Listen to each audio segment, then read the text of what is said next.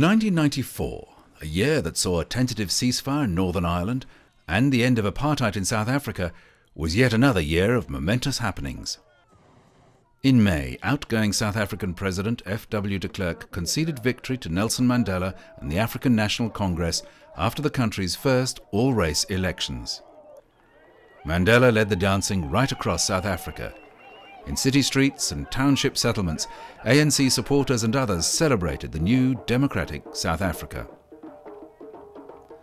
Also in May, Jacqueline Kennedy Onassis was laid to rest next to the grave of her assassinated first husband, John F. Kennedy, at Arlington National Cemetery, just outside Washington, D.C. People stood outside the cemetery quietly as the funeral procession of limousines slowly made its way from National Airport up George Washington Parkway and into the Cemetery of Heroes. At the graveside were her surviving children Caroline and John Jr.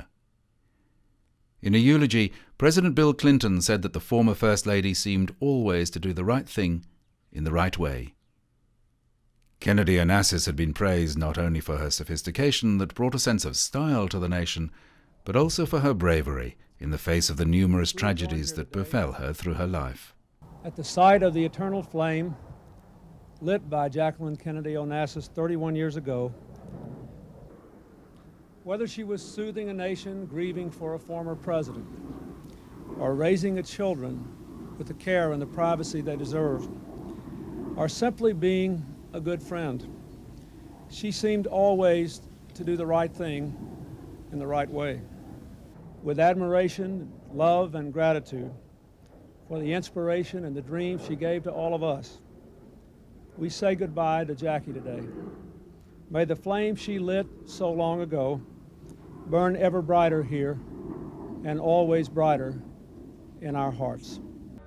Earlier in the year, Clinton, in Moscow for a two-day summit with President Boris Yeltsin, had visited another memorial, this time the tomb of the unknown warrior.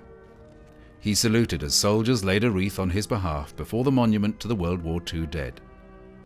Clinton then returned to the Kremlin to sign agreements on the dismantling of Ukraine's nuclear arsenal, on paper the world's third largest. Some 170 nuclear missiles were to be transferred to Russia for destruction. Later, holding a baby for photographers, the First Lady walked in Moscow's Red Square and greeting local well-wishers waiting for her in the winter snow. Later in this year of momentous happenings, tragedy struck in the Baltic Sea.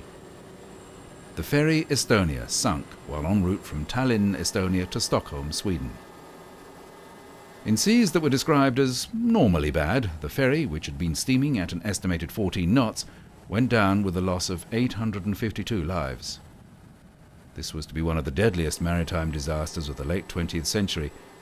Only 137 lives were saved. Finnish Navy helicopter crews worked tirelessly in dangerous conditions throughout the next day, rescuing the survivors who had miraculously endured the freezing conditions. In a move towards peace in Northern Ireland, the Provisional IRA announced in August a cessation of military operations. In the following period, there were disputes about the permanence of the ceasefire, whether parties linked to paramilitaries should be included in talks, and the rate of normalisation in Northern Ireland. Loyalist bombings and shootings, and punishment beatings from both sides continued. Also making efforts towards peace were Israeli Prime Minister Yitzhak Rabin and Jordan's King Hussein, with peace talks in Amman.